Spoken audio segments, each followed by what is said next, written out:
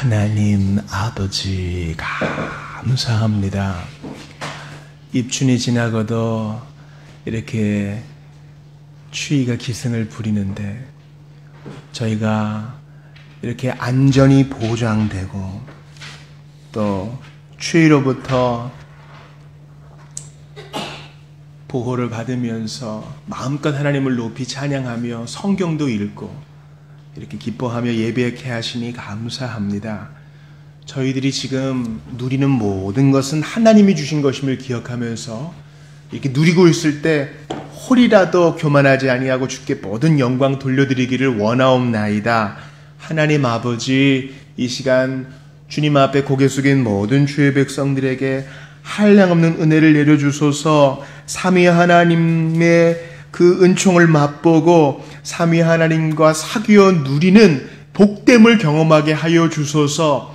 창세전부터 저희를 택하시고 기억하신 성부 하나님, 아빠 아버지, 이 시간 저희를 안아 주옵소서.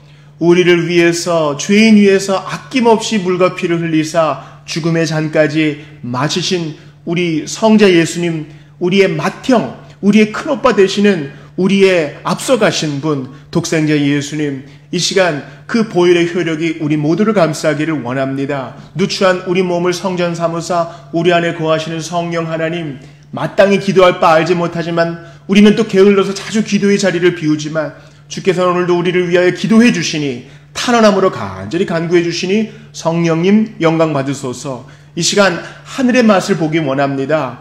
주님, 모세와 장로들이 신의 탓에 맛봤던 것처럼, 무비보셋이 다윗상에서 맛봤던 것처럼, 오병이어 때 회중들이 맛보았던 것처럼 이제 우리가 회심하고 주님 앞에 설 때마다 천국의 맛을 넘치게 보게 해주시니 참 만족을 누리게 하시고 우리의 본향을 더욱더 그리워하며 그 준비를 잘하게 하여 주시옵소서. 이 시간 주님, 예멘을 위해서 기도합니다. 핍박 국가인 예멘에서의 긴 전쟁이 모든 자원을 고갈시켰다 합니다. 전체 인구의 80%가 넘는 시민들이 긴급구조를 받아야만 하는 상황이 되었다고 하는데, 유엔이 가장 긴급한 인도주의적 상황이라고 언급한 예멘을 불쌍히 여겨주시고, 그곳에 있는 그리스도인들 목숨을 담보로 예수 그리스도를 따르고 있는데 내전이 종식되고 우리 형제와 자매들이 보호를 받을 수 있도록 주께서 간섭하여 주시옵소서. 이 시간 주의 말씀에 집중하기를 원하옵나이다. 명절이 다가오고 있으나 어떤 이에겐 기쁨이, 어떤 이에겐 슬픔이요, 어떤 이의 풍성함이 어떤 이에겐 외로움인 줄 알고 우리가 짐을 나누어주고 연약한 이를 품어 안을 수 있도록 우리를 붙들어 주시옵소서. 이 시간 주의 말씀에 은혜 받기 원하오니, 깨닫기 원하오니 성령께서 집중케 하시고 교사 되신 주님 가르쳐 주옵소서. 우리의 삶이 바뀌게 하여 주소서. 예수님 이름으로 기도하옵나이다. 아멘. 아멘. 우리 지난 시간에는요, 창세기 37장을 받고 오늘은 창세기 44장을 보고, 돌아오는 주일은 토요일에 창세기 50장이 끝나기 때문에 돌아오는 주일은 또 출애굽기 이제 보도록 하겠습니다. 지난주에 창세기 37장 보면서 혹시 설교 제목 기억하세요? 애굽으로 팔려간 요셉이 되겠죠. 요셉. 이 요셉 이야기는 이제 디즈니에서도 애니메이션 나온 바가 있기 때문에 여러분 이제 오늘까지 요셉 이야기를 보시면 나중에 또 그 애니메이션을 볼 때 뭐가 성경에 맞고 뭐가 성경에 안 맞는지 한번 분별하실 수 있을 거예요. 특별히 그 이제 로마서 그 새벽 묵상 그 칼럼이 다 끝났기 때문에 오늘 주보부터는 지난주 설교 요약이 실려 있습니다. 지난주 설교 요약에서 우리가 중요한 세 가지를 좀 봤죠. 첫 번째, 하나님은 엉망진창, 전문용어로 개판이라 그러는데 그런 환경 가운데서도 역사하셔서 모든 것을 정돈하신 겁니다. 은혜 받기에 부족한 사람은 아무도 없는 거예요. 두 번째로 우리는 요셉 이야기를 구속사적으로 봐야 한다고 했습니다. 바로 요셉은 낮아지셨으나 높아주신 그리스도를 예표한다고 했지요. 형들이 요셉의 옷을 베낀 것처럼 로마 군인들은 예수님의 속옷과 겉옷을 베꼈고, 가룟 유다가 예수님을 은전에 판 것처럼 요셉이 은전에 팔린 것처럼 예수님도 은전에 팔리셨습니다. 그러나 예수님은 요셉과 달리 죽음을 당하셨지요. 그러므로 단지 요셉 이야기가 감동적인 성공 신화 이야기가 아니라 우리에게 그리스도를 가리켜 보여주는 이야기라는 것을 기억해야 합니다. 마지막으로 그렇기 때문에 하나님의 섭리를 누가 다 헤아릴 수 있겠어요? 요셉이 총리가 된 것은 보디발의 집에 갇혔기 때문에 준비가 될 수 있었던 것입니다. 애굽의 마을과 풍습과 정치적인 상황들, 또 그 감옥에서 10년 넘게 갇혔기 때문에 광야 훈련을 잘 받을 수 있었던 겁니다. 고생이 뭔지를 알게 됐어요. 히브리서에 보면 예수님도 순종을 배우셨다 이렇게 되어 있어요. 그래서 우리를 이해하십니다. 그러므로 우리가 있는 환경은 그저 마음대로 내버려진 것이 아니라 주님께서 그럼에도 불구하고 은혜를 주셔서 이 환경 때문에 우리를 연단시키시고 성숙시키시는 지금 코스워크, 학과 과정인 거예요. 주님의 커리큘럼인 것입니다. 이 상황이 아니면 절대 배울 수 없는 진리가 있어요. 우리는요, 우리의 기도 바깥에서 생각하길 원해요. 가급적이면 부자도 되고 싶고 신앙도 얻고 싶어. 일타 이피 하고 싶어요. 그러나 그런 일은 없어요. 주님은 지금 있는 이 상황 가운데서 우리를 훈련시키셔서 더 주님께 영광 돌리는 성숙한 그리스도인이 되게 하시는 겁니다. 그러므로 바로 이 시간이 아니면 배울 수 없는 진리를 잘 배워야 됩니다. 지금 졸업도 못하고 몇 년째 계속 같은 훈련만 받고 있는 성도들을 봅니다.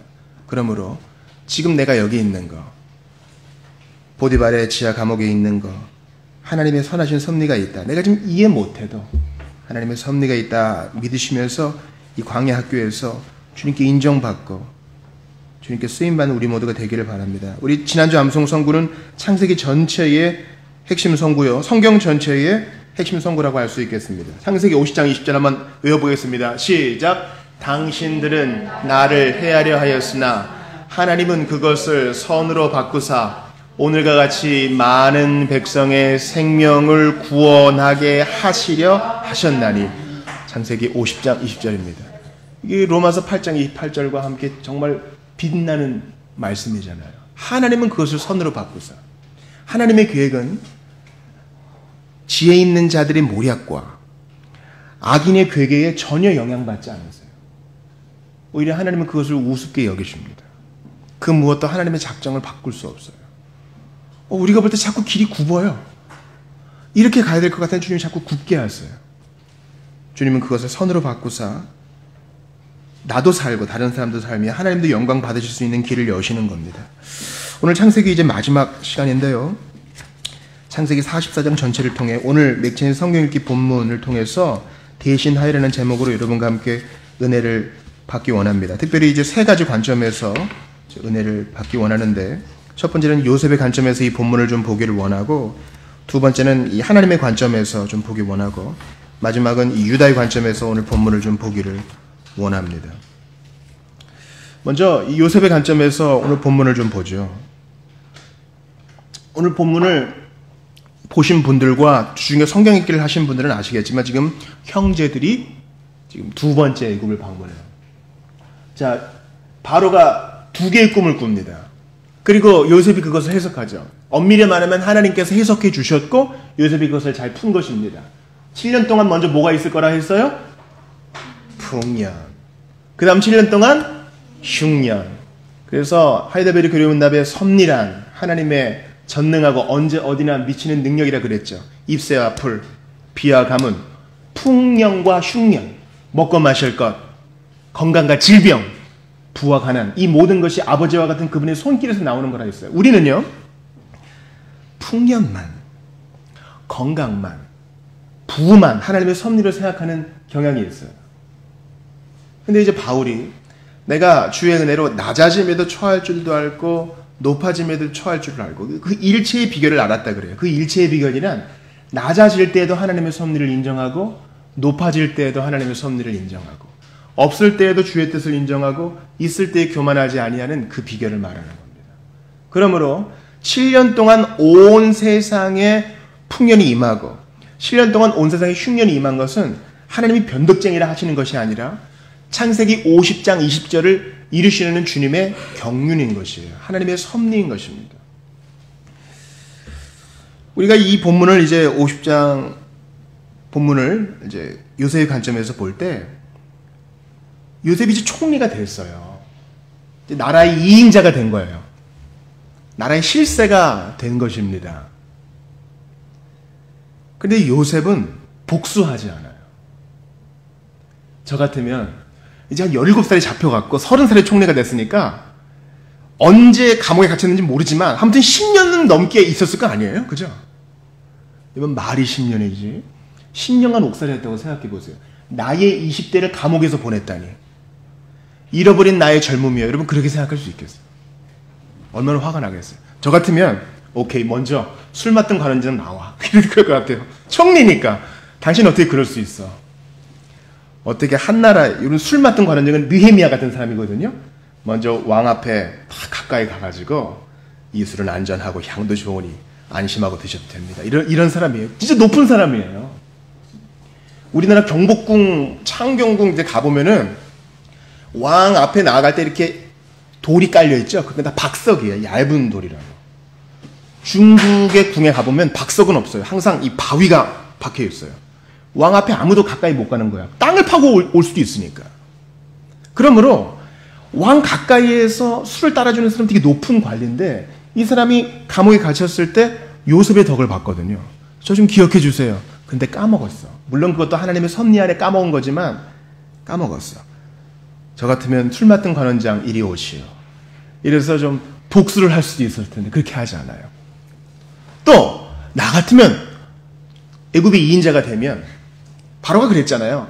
내가 너와 다른 것은 이 보좌밖에 없다. 이 반지 탁 끼워주고 버금수레에 탁 세워주고 그래? 보디발의 아내 오라시오. 그래서 당신 어떻게 나를 그렇게 모함할 수 있어? 내가 깨끗한 사람인데 그렇게 안 해요. 또 보디발에게도 복수할 수 있겠죠. 여러분 보디발이 이제 자기 아내의 얘기를 들어요. 저 히브리 종놈이 나를 욕보이려고 그랬어요. 그래? 퍽 이렇게 거기서 직결 심판할 수도 있었어요. 그러나 옥에 가둔 것은 쟤를 내가 아는데 쟤를 그럴 애가 아닌 걸 알고 있다는 거예요. 그렇게 유추해 볼 수도 있어요. 당신 나를 못 믿습니까? 무슨 죄를 지었으면 증거가 있어야 되지. 어떻게 증인 한 사람 말만 믿고 그럴 수 있습니까? 보디발한테도 보복 안 해요. 7년 기근이 나가지고 야곱이 그러죠. 자기 아들들에게 너네 어떻게 얼굴만 쳐다보고 있느냐? 돈 줄 테니까 양식 좀 사와. 그래서 형들 딱 보자마자 걸려들었어. 그래서 바로 복수하지 않아요. 우리는 요셉을 통해서 복수하지 않으시는 그리스도를 보게 되는 것입니다. 여러분 우리가 예수님께 얼마나 많이 상처를 입혔어요. 그렇죠? 우리 지난주에 그 형들의 그 복수를 보면서 요셉은 그저 이제 일러 바치고 사랑만 좀 받았다는 것인데 그럼 거기에 맞게 좀 이렇게 징계를 하지 않고 내 기분 상한 것 때문에 죽여버린다 그러죠. 그런 거예요. 이 복수의 마음은 그런 거예요. 잃어버린 나의 20대 어떻게 보상할 거야? 그렇게 복수하지 않아요. 우리가 예수님께 죄를 지을 때마다 그분께 상처를 입혀요. 여러분 상처받는다는 것은 보통 일이 아니에요. 예수님은 우리에게 모든 좋은 걸 다 주죠. 그런데 우리는 그분께 모든 나쁜 걸 다 드릴 때가 많아요. 식탁을 한번 이렇게 보세요. 모든 산의 진미는 다 그분이 햇빛을 주시고 공기를 주시고 이 땅을 붙들어 주시고 마지막 심판 날 때까지 계절의 흐름과 별과 달들을 또 해들을 붙들어 주셨기 때문에 그렇게 된 것입니다. 근데 우리는 그분께 식탁에서도 우리가 돈을 벌 때에도 좋은 걸 누릴 때에도 감사하지 않을 때가 많아요. 요셉은 복수하지 않습니다. 오늘 본문을 보니까 은잔이 없어져요. 두 번째 이제 형들이 방문했는데 두 번째 방문한 이유는 지금 누가 갇혀있기 때문이에요? 시므온이 갇혀있기 때문이에요. 그래서 야곱을 설득해가지고 막내 베냐민을 데리고 갑니다. 그때 이제 오늘 본문 읽으시면서 여러분들이 그런 생각하실 수도 있겠어요. 아니 지금 목사님 지금 복수하려고 그러는 거잖아요. 하지도 않은 짓을 했다고 막 이렇게 덤탱이를 씌우는데 여러분 주보 오늘 일면 한번 보세요. 보시면은 첫 번째 일면 보시면은 대충 내용이 나오죠. 앞에 있는 사람 여자 아닙니다. 여자 아니에요. 애굽 사람들은 면도를 항상 깔끔하게 했고 그래서 바로가 불렀을 때 요셉이 면도를 했다는 건 그 풍습을 말하는 거예요. 오른쪽에 있는 무릎 꿇은 사람들은 다 히브리 사람들, 바로 야곱의 아들들이겠죠. 이 앞에 있는 사람은 뭐 이게 청직이든지 요셉이든지 그 사람이겠고, 제일 앞에서 지금 수염난 사람이 탄원하는 사람 누구 같아요? 유다겠죠. 유다. 요셉은 복수할 생각이 없어요. 형들이 두 번째 방문했을 때에 큰 잔치를 벌려주고 형들을 나이 순서대로 딱 앉게 해주고, 베냐민한테는 몇 배를 더 줬어요? 먹을 거? 5배. 오늘 한번 배 터지게 먹어봐라. 아버지 집에서는 조금씩 나누어 먹었지. 그러나 이 흉년 중에도 먹을 게 우리 집엔 많단다. 7년 흉년이 났을 때 요셉의 집엔 먹을 게 넘쳐요. 우리가 요셉을 첫 번째로 보면서 먼저 복수하지 않는 것, 그리고 복수 그 이상의 은혜를 주는 요셉을 통해 그리스도를 보게 되고요. 또한 흉년이 났을 때 요셉에게 가면 먹을 것이 있다는 것을 한 번 더 보기 원해요. 7년 흉년이 났어요. 백성들이 아우성을 칩니다. 그때 바로가 뭐라 그래요? 요셉에게 가라 그래요. 요셉이 7년 동안 모아놓은 양식이 너무 풍부해서 바다의 모래같이 많으므로 요셉한테 가. 걔한테 양식이 있어. 백성들이 가서 돈 주고 요셉에게 양식을 사 먹는 거예요. 마찬가지입니다. 온 세상에 미친 기근과 같은 온 인류가 처한 상황이 바로 죄악입니다. 홍수가 났을 때 오히려 먹을 물이 없는 것처럼, 온 세상이 물질로 풍부해졌다고 해도 오히려 영은 더 쪼그라지는 것처럼 지금도 우리는 기근을 앓고 있습니다. 여러분, 내가 이것만 해서 성취하면, 또 이것을 갖는다면 행복해질 거야. 그거 다 거짓말인 거 우리 아시잖아요. 그 어떤 걸로 우리의 마음의 빈 공간을 때려 넣어도 항상 바람이 숭숭 통하는 거 우리 아시잖아요. 그런데 참 우리에게 배부름을 줄 수 있는 우리의 요셉 예수님이 계십니다. 하늘 아버지께서 말씀하세요. 기근이 있니? 영적 배고픔이 있니? 목마름이 있니? 요셉에게 가라. 그리스도에게 가라 합니다. 요셉에게 간 사람들은 돈을 내서 양식을 사 먹어야 돼요. 그러나 우리는 예수께 가면 어떻게 됩니까? 누구든지 돈 없이 와서 거저 마실 걸 사 먹고 거저 먹을 걸 먹어라. 나는 마음이 온유하고 겸손하다. 와서 거저 마시라. 거저 먹어라. 무비보셋이 다리 쩔뚝이는 그 장애인이 다윗에게 10권 이렇게 사가지고 먹은 게 아니에요. 거저 왕의 잔치에 초대를 받은 겁니다. 요셉에겐 항상 먹을 것이 넘쳐요. 그러나 요셉은 단지 7년 먹을 것만 준비해놨어요. 그러나 우리의 진정한 요셉 대신 그리스도에게는 항상 넘치는 은혜가 있어요. 어떤 죄인도 용서하고 누구도 구원하고 천국에 그 어떤 죄인도 다 채울 수 있을 만큼 넘치는 자원이 있으세요. 그분은 모든 배고픈 자, 목마른 자를 먹이실 수 있고 마시게 하실 수 있어요. 그분께 가면 돈 없이 먹고 마실 수 있어요. 죄의 용서받기 위해 고행할 필요가 없어요. 헌금을 많이 할 필요도 없어요. 그분을 믿고 회개하기만 하면 되는 거예요.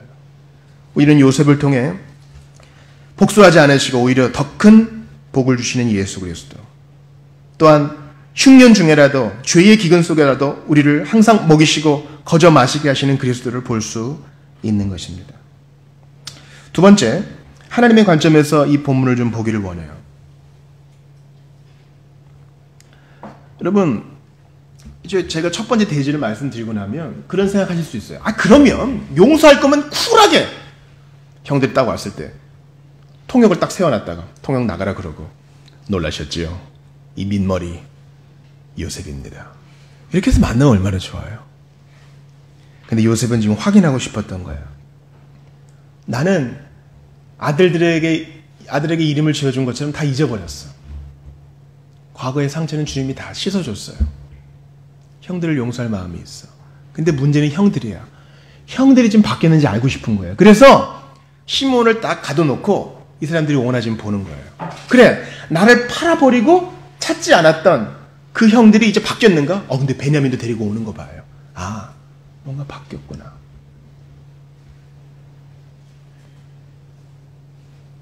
하나님께서는 이렇게 이해 안 되는, 말도 안 되는 상황을 허락하시어서 우리 속에 있는 것이 무엇인지 드러나게 하죠.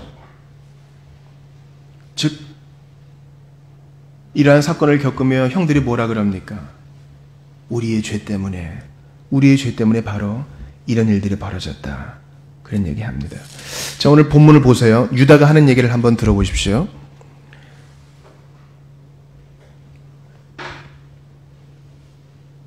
오늘 본문 창세기 44장을 한번 보세요. 20절을 보세요. 같이 읽어봅시다. 시작. 우리가 내 주께 아뢰되 우리에게 아버지가 있으니 노인이요 또 그가 노년에 얻은 아들 청년이 있으니 그의 형은 죽고 그의 어머니가 남긴 것은 그뿐이므로 그의 아버지가 그를 사랑하나이다 하였더니. 또한 그들이 처음 애굽을 방문했을 때 곡식을 사간 자루에 돈이 다시 들어있음을 보면서 그들은 알았습니다. 아, 우리가 하나님의 손에 떨어졌구나. 하나님이 우리를 달아보시는구나. 과거에 그 아이가 살려달라고, 요셉이 살려달라고 때를 쓰면서, 악을 쓰면서 울부짖었을 때 우리가 그를 무시했지. 그래, 그동안 우리가 회개하지 않았던 거 주님이 드러내시는구나. 주님은 이 상황을 사용하셔서 그들의 속에 있는 것들, 그들이 아직 고백하지 못한 죄를 드러내시는 거예요. 여러분들이 비신자라면 이것이 해당되지 않을 수 있어요. 그러나 신자라면 누구나 다 자기의 죄를 주님 앞에 고백해야 합니다. 대충 묻어두면 안 돼요. 우리 보통 미안한 일이 있으면 나중에 맛있는 거 한번 사 먹고 선물 주는 걸로 퉁치는 경우가 있잖아요. 사람들 사이에는 그럴 수 있어. 그러나 하나님께 그래서는 안 돼요. 주님이 생각나게 하실 때, 아, 주님이 내가 옛날에 고백하지 못했던 죄악을 끌어내시는구나. 그렇게 생각하며 인자하신 주님께 우리의 마음을 토해 놓아야 하는 것입니다. 요셉은 형들로 하여금 그들의 잘못을 깨닫게 하려는 목적으로 베냐민에 대한 그들의 애정을 시험합니다. 그래요. 베냐민의 자루에 내가 쓰는 잔이 들어있군요. 그 사람만 여기 남고 다 가시오. 옛날에 요셉을 팔듯이 그렇게 하는지 한번 봅시다. 이 일들을 통해 형들은 생각했을 거예요. 아, 옛날에 한 20년 전쯤에 그런 일이 있었지. 우리가 그런 죄를 범한 것을 하나님이 보셨어. 우리는 아이를 구덩이에 쳐넣고 거기서 먹고 마셨지. 마치 예수님을 십자가에 못 박아놓고 옷을 나누면서 술을 마시던 로마 군인들처럼. 우리는 그거 회개하지 않았어. 근데 하나님은 우리를 추적하셨고 마침내 우리 속에 있는 것을 드러내시는구나. 이것은 오히려 복입니다. 그저 대충 덮었다가 마지막 심판날 주님 앞에 발각되는 것보다 빨리 주님이 깨닫게 하시는 대로 회개하는 것이 좋은 일입니다. 그러므로 우리의 상황 가운데 말도 안 되는 일들이 이루어집니까? 이해 안 되는 상황이 벌어집니까? 혹시 주님이 우리가 속에 감추어 두었던 것들 끄집어내어 서원을 갚든지 회개를 하든지 감사를 하든지 하기를 원하시는 겁니다. 오병이어 사건을 보세요. 주님이 빌립과 제 아들에게 이 사람들 한 몇천 명 되는구나. 꽤 많아 보이는구나.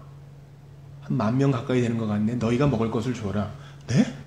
제 아들이 놀라잖아요. 주님은 그들의 속에 믿음이 있는지 알아보시고자 그런 상황을 허락하신 겁니다. 모리아산에서 이삭을 바쳐라 하는 것도 마찬가지입니다. 아브라함 당황시키려고 한 게 아니라 그의 속에 있는 하나님에 대한 사랑과 믿음을 보게 하시려고 그렇게 하는 겁니다. 마찬가지로 주님이 형들에게 이런 상황을 허락하신 것은요, 그들이 진짜 회개했는가? 그들이 진짜 뉘우치고 있는가? 그들이 진짜 변화되었는가를 보게 하시고자 하는 겁니다. 그러므로 하나님의 섭리를 믿으세요. 우리가 당하는 모든 일 속에서 주님이 의도하시는 바가 있어요. 겸손히 주님 앞에 회개하며 주님께서 깨닫게 하시는 죄를 토해놓는 우리 모두가 될 수 있기를 바랍니다. 그러나 오늘 제가 세 번째 유다의 관점에서 보고자 하는 것이 오늘의 설교 제목입니다. 바로 대신하여입니다. 여러분, 유다는요, 야곱의 몇째 아들이에요? 셋째. 첫 번째는 루벤. 그 다음에 첫 번째 형들이 방문했을 때 시몬을 가둬놨죠. 시몬이 둘째거든요. 루벤은 요셉을 팔 때 그 자리에 없었어요. 그래서 우선 대표격으로 시몬을 가두는 거예요. 둘째가 시몬. 셋째는 누구예요?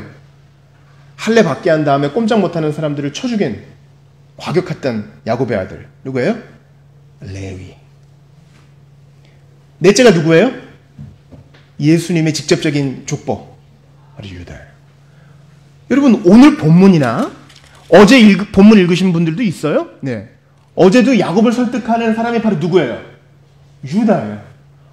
루벤 어디 갔어? 시몬은 지금 없고 레위는 가만히 있고 지금 유다가 갑자기 나서요. 여러분 참 감사한데 지난주에 우리가 창세기 37장 봤잖아요. 38장 월요 새벽 하는데 아우 아우 창피해.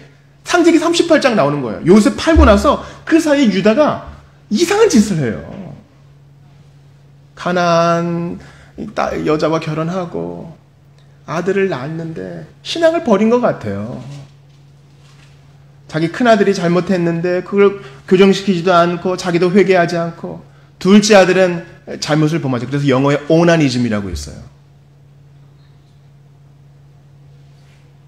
셋째도 죽을까봐 자기와 하나님과의 관계는 생각하지 않고 며느리에게 자기 아들을 주지 않습니다. 그래서 누추한 일이 벌어지죠. 유다가 그런 사람이에요. 전문용어로 그런 놈이야.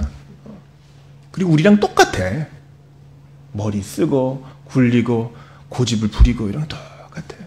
그런 유다가 어떻게 메시아의 계보가 될 수 있나. 근데 이제 중간에 무슨 일이 생겼어. 자, 아버지 시몬을 찾아와야 됩니다. 그러려면 돌아가신 라헬에게서 태어난 베냐민을 데려가야 된다는군요. 안 된다. 내 눈에 흙이 들어간 한해는 안 된다. 그러니까 여러분 앞에 한번 찾아봐요. 창세기 42장 37절 보세요. 루브벤이 큰 형이니까 장남이니까 났어요. 자,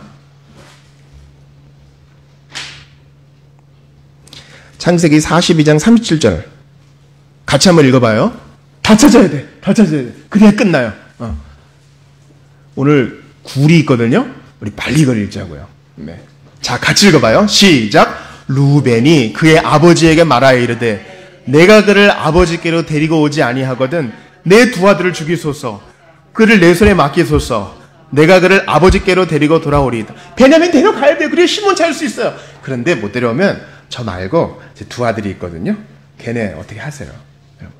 이것도 뭐 대단한 거라 할 수 있겠죠. 근데 이제 두 번째 야곱을 설득할 때 이제 유다가 났어요. 43장 9절 읽어봐요. 같이 시작. 내가 그를 위하여 담보가 되오리니 아버지께서 내 손에서 그를 찾으소서. 내가 만일 그를 아버지께 데려다가 아버지 앞에 두지 아니하면 내가 영원히 죄를 지리이다. 넷째가 첫째보다 나아요? 그래 보이죠? 루벤은 장남인데 내 두 아들을 걸게요. 근데 유다는 자기 자신을 거는 거예요. 뭔가 일이 벌어졌어. 그가 좀 회복이 됐어요. 죄를 뉘우친 것 같아. 열매를 보니까 알 것 같아요. 그리고 오늘 보면 44절도 마찬가지죠. 자, 13절까지 범인이 밝혀지고 14절부터 끝까지 다 유다 얘기예요. 유다가 탁 나서서. 그래서 이 유다의 선언은 바로 창세기 전체에서, 아니 성경 전체에서 가장 감동적인 연설 중 하나입니다. 총리님, 맞습니다. 지금 이런 일이 벌어진 것은 저희들이 하나님 앞에서 죄를 졌기 때문이에요. 지금 형제들을 대표해가지고 얘기하는 거예요. 루벤도 있고 시몬도 있고 레위도 있는데 그가 나서서 죄를 지은 형들과 심판하려는 요셉 그 애굽의 총리 사이에서 지금 중재자로 탄원하고 있는 거예요. 맞습니다. 저희의 잘못을 하나님이 드러내신 겁니다. 그런데 이 베냐민은 저희 아버지가 너무 사랑하는 아이예요. 그러니까 저를 종으로 삼으세요. 얘네들은 보내주세요. 이런 거예요. 오늘 본문이 33절 보세요. 44장 33절. 이제 주의 종으로 그 아이를 뭐해서? 대신하여 머물러 있어 내 주의 종이 되게 하시고 그 아이는 그의 형제들과 함께 올려보내소서. 한 조직과 한 범죄 조직이, 두 조직이 싸움이 붙었어요. 근데 말도 안 되게 한 조직이 졌습니다. 그때 조직의 보스가 딱 나타나서 우리 애들은 보내주십시오. 나만 건드리십시오. 그럼 조직의 보스 멋있잖아요. 리더는 그런 거예요. 리더는 제일 앞에 딱 쓰고 사람들을 뒤에 두는 것이고 보스는 뒤에서 싸워라 하고 소리치는 사람. 진짜 리더죠. 유다가 바로 이런 중재자의 역할을 감당합니다. 우리는 이 유다를 통해서 메시아의 직접적인 계보의 조상이 되는 예수 그리스도를 볼 수 있어요. 예수님은 12지파 가운데 어느 지파에서 태어나셨어요? 유다 지파에서 태어나셨어요. 유다는 불완전해. 그의 며느리 사이에서 태어난 아들이 예수님의 조상이 돼요. 오늘 주보 사면 보세요. 암송 선고를 읽어봅시다. 디모데전서 2장 5절입니다. 2번에 있어요. 한번 크게 읽어보겠습니다. 시작. 하나님은 한 분이시요 또 하나님과 사람 사이의 중보도 한 분이시니 곧 사람이신 그리스도 예수라. 아멘. 하나님은 한 분이시요 또 하나님과 사람 사이의 중보도 한 분이시니 곧 사람이신 그리스도 예수라. 사람이신 그리스도 예수는 우리와 똑같은 사람의 몸을 입으셔서 우리의 유일한 중재자가 되어주셨습니다. 우리의 죄를 대신 용서하려면 죄가 하나도 없어야 되기 때문에 완전한 하나님이셔야 되고 대신 고통을 당하셔야 되기 때문에 완전한 사람이어야 됩니다. 그분이 바로 예수 그리스도이신 것입니다. 예수님은 온전한 유다로서 우리의 죄를 대속하신 대신 우리 죄를 지신 유일한 중재자이십니다. 사랑하는 여러분, 우리는요 반복되는 죄를 져요. 사람들 앞에서 좀 거룩하고 고상하게 자기를 꾸밀 수 있지만 우리 속은 우리가 알아요. 창세기 이렇게 뜨뜻한 얼굴 뜨뜻해지는 기사를 보면서 아유 참 부끄럽다 할 거 없어요. 이게 우리 얘기거든. 그리고 우리는 이보다 더 괴물스러운 일도 생각하고 상상하고 그러다 말기도 하지만 꾀하기도 합니다. 우리에겐 중재자가 필요해요. 예수 믿기 전에는 당연히 필요하고 예수 믿은 이후에도 필요해요. 가정에서 불화가 생기면 누군가가 중재하는 그 한 사람이 얼마나 귀합니까? 명절이에요. 가족들끼리 모여요. 사실 친구들보다 더 가끔 만나잖아. 그때 어색한 것을 풀어주는 중재자 역할을 하는 그 활발한 한 사람 때문에 분위기가 좀 살아. 그 중재자가 아이일 수도 있고 아픈 노인일 수도 있겠죠. 그 희생 때문에 가정이 돌아가는 거예요. 유다의 희생 때문에 베냐민이 풀려나고 이제 다음 장에 놀랍게 요셉이 자기를 울면서 고백하며 위대한 교리가 펼쳐집니다. 당신들은 나를 헤아려 했지만 하나님은 이것을 선으로 바꿔서. 우리 교회 찬송 집은 없지만 옛날에 그 탤런트 출신이었던 분이 회심하고 이런 가사를 썼어요. 희생만이 능력이라 하시네. 예수님의 희생과 중재는 능력이에요. 우리같이 반복하는 죄를 짓고 은혜 받은 것 같지만 또 성화의 단계에 들어가야 되는 우리 같은 사람을 위한 교리입니다. 사랑하는 여러분, 온전하신 예수님이, 온전한 유다 되신 예수님이 우리 대신 아버지 앞에 서셔서 우리를 위해서 기도하셔요. 아버지, 저를 벌하시고 요셉이 베냐민은 보내주세요 한 것처럼 저 사람은 보내주십시오. 제가 그를 위해 대신 피를 흘리겠습니다. 저 사람이 아버지의 진노를 죽기까지 받아야 됩니까? 제가 대신 받겠습니다. 저 사람은 보내주십시오. 얼마면 되겠습니까? 제가 저의 피값을 치르겠습니다. 이것이 바로 성경의 복된 대속의 교리입니다. 오늘 말씀을 마치겠습니다. 첫 번째, 우리는 요셉을 보면서 참된 용서, 보복하지 않는 용서, 그리고 그에게 가면 항상 먹을 것이 있고 값없이 마실 것을 주시는 예수님을 볼 수 있었습니다. 예수님은 보복하지 않으세요. 내가 너 때문에 그동안 얼마나 기다렸는 줄 알아? 얼마나 상처받았는 줄 알아? 내가 너 때문에 얼마나 많이 자원들을 낭비했는 줄 알아? 그러지 않으세요. 우리는 요셉을 통해 용서하시고 좋은 것을 채워주시는 예수님을 봅니다. 두 번째, 우리는 하나님께서 이런 상황을 허락하시는 것을 통해 우리 속에 있는 것을 드러나시고 잘못을 깨닫게 하시는 주님의 섭리를 보게 됩니다. 왜 이렇게 인생에 내가 원하는 대로 안 굴러갈까 할 때에도 주님이 우리에게 의도하시는 바가 있다는 것을 생각하고 주님 앞에 나아가십시오. 겸손히 회개하셔야 됩니다. 세 번째, 우리는 감동적이고 훌륭한 유다의 탄원을 통해서 우리 구주 예수님을 보게 되는 것입니다. 실제로 유다는 탄원만 했지 죽지 않았어요. 그러나 예수님은 유일한 중재자로서 제물이 되셨습니다. 찢기셨습니다. 피를 흘리셨습니다. 여러분, 베냐민이 죽으면 나도 죽는다 하는 야곱 기억나세요? 요셉이 없어졌다, 예수이 찢겨 죽었다는 얘기를 들었을 때 위로받기를 거절했던 야곱 기억하세요? 이게 바로 독생자를 이루신 하나님의 마음이세요. 천군 천사도 그 어떤 누구도 독생자를 내어주실 때 성부를 위로할 수 없었습니다. 예수님이 십자가에서 운명하실 때 하늘은 깜깜해지고 바위는 터졌으며 지진이 일어나고 죽은 자들이 일어났습니다. 그런 대가를 치르시면서까지 예수님이 대신하여 우리를 위해 죽으신 것입니다.